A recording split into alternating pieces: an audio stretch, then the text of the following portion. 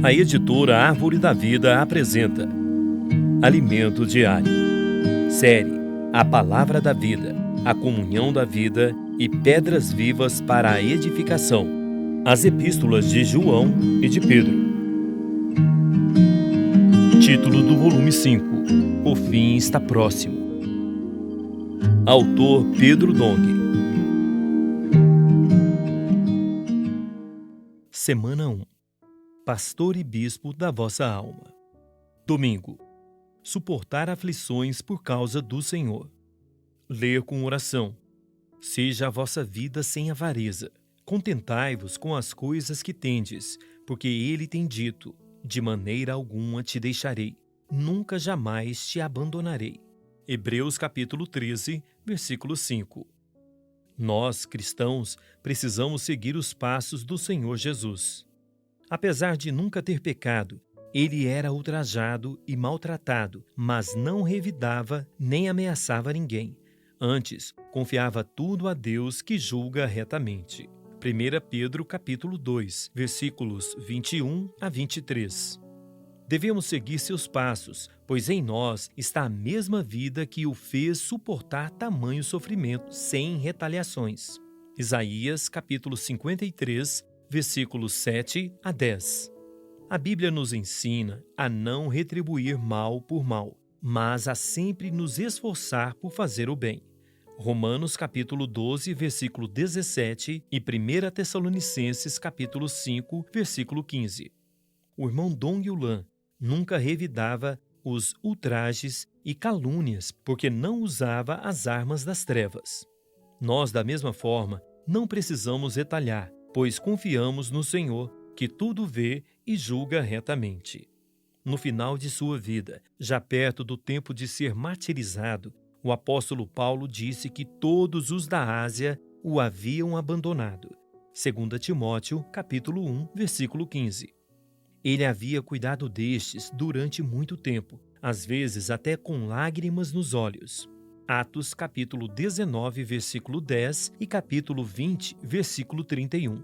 Ainda assim, Paulo sabia que havia cumprido com seu dever. Essa também deve ser nossa atitude e sentimento.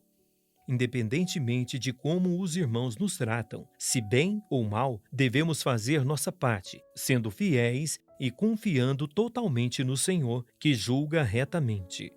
Ele é quem nos dará a coroa da justiça. 2 Timóteo capítulo 4, versículos 6 a 8. Pedro, em sua primeira epístola, ao registrar sobre os sofrimentos de Cristo, menciona que ele carregou em seu corpo sobre o madeiro os nossos pecados, para que nós, mortos para os pecados, vivamos para a justiça. Por suas chagas fostes sarados. Capítulo 2, versículo 24. Em Deuteronômio está escrito que quem é pendurado no madeiro é maldito de Deus. Capítulo 21, versículo 23. Cristo se fez maldição para que pudéssemos receber a bênção, o Espírito prometido.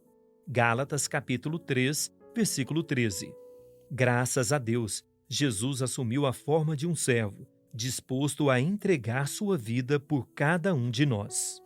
Antes de ser salvos, vivíamos como ovelhas desgarradas, porque estáveis desgarrados como ovelhas. Agora, porém, vos convertestes ao pastor e bispo da vossa alma. 1 Pedro capítulo 2, versículo 25.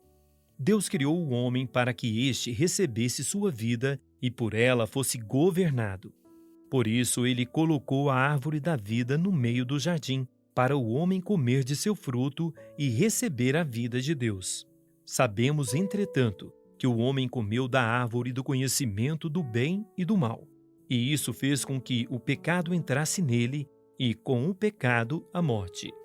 A partir daí, a vida do homem tornou-se enfado, canseira e pura vaidade. Eclesiastes capítulo 1, versículos 2 a 3. Ao governar o homem por sua vida, Deus lhe satisfaria as três partes: corpo, alma e espírito. Dessas três, a mais difícil de satisfazer é nossa alma. O Senhor Jesus disse que as multidões, com as quais ele se deparava quando pregava o Evangelho, estavam aflitas e exaustas, como ovelhas sem pastor. Mateus capítulo 9, versículo 36. Todas as coisas existentes no mundo não podem satisfazer plenamente o homem, mas apenas o iludir. Por meio do mundo, Satanás consegue enredar o homem na ciranda das ilusões terrenas, como dinheiro, poder, conforto, prazeres da carne e da alma. No entanto, este mundo não é capaz de apacentar a alma do homem. Por isso, há tantas doenças da alma. Não são apenas as situações negativas que afetam o homem, mas também questões legítimas, como a luta pela sobrevivência, o que lhe provoca grande ansiedade. Há muita pressão psicológica para alcançar sucesso e prosperidade, o que representa mais um sofrimento para nossa alma. Quem tem família não pensa só em si, mas em cuidar das necessidades do cônjuge e dos filhos. Isso gera uma responsabilidade, um fardo tão pesado que faz o homem sucumbir neste mundo de incerteza, insegurança, angústia e ansiedade. Por isso, a melhor descrição para a humanidade é a que o Senhor Jesus deu: aflitos e exaustos, como ovelhas sem pastor. Mas graças a Deus, fomos regenerados, não de semente corruptível, mas de incorruptível, mediante a palavra de Deus, a qual vive e é permanente. Pois toda a carne é como a erva, e toda a sua glória como a flor da erva. Seca-se a erva, e cai a sua flor. A palavra do Senhor, porém, permanece eternamente. Ora, esta é a palavra que vos foi evangelizada. 1 Pedro, capítulo 1, versículos 23 a 25. Nossa alma agora tem um pastor e bispo. Ele, de fato, sabe cuidar de nossa alma. A vida humana é como erva, e sua glória, prosperidade e tudo o que pode alcançar é como a flor da erva. Quando a erva morre, sua flor cai. Quando a vida humana acaba, tudo o que ela conquistou termina.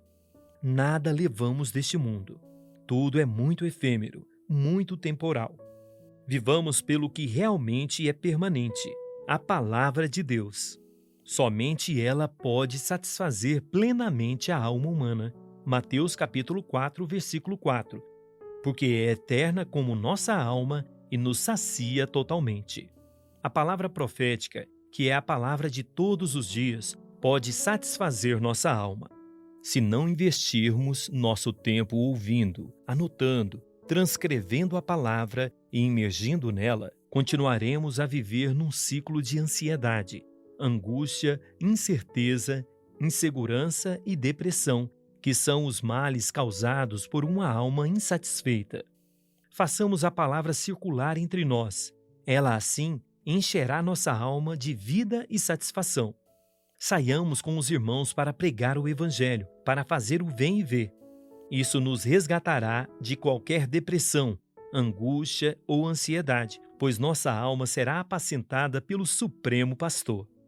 Não fiquemos preocupados com o que comeremos ou com o que nos vestiremos. O Senhor cuidará de tudo. Nada faltará a você e à sua família. Apenas creia e deixe a palavra fazer a obra de Deus. Lembre-se da promessa do Senhor: de maneira alguma te deixarei, nunca jamais te abandonarei.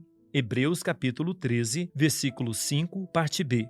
Louvado seja o Senhor! Agora, anote conforme o que você recebeu na leitura de hoje, a luz na palavra, a direção e a admoestação. Ore e faça um grito de guerra com base nesses itens, para que a palavra profética seja sedimentada em seu coração. Esperamos você amanhã para mais uma leitura do Alimento Diário. Baixe e desfrute do nosso aplicativo EAD Play, disponível na Play Store e App Store.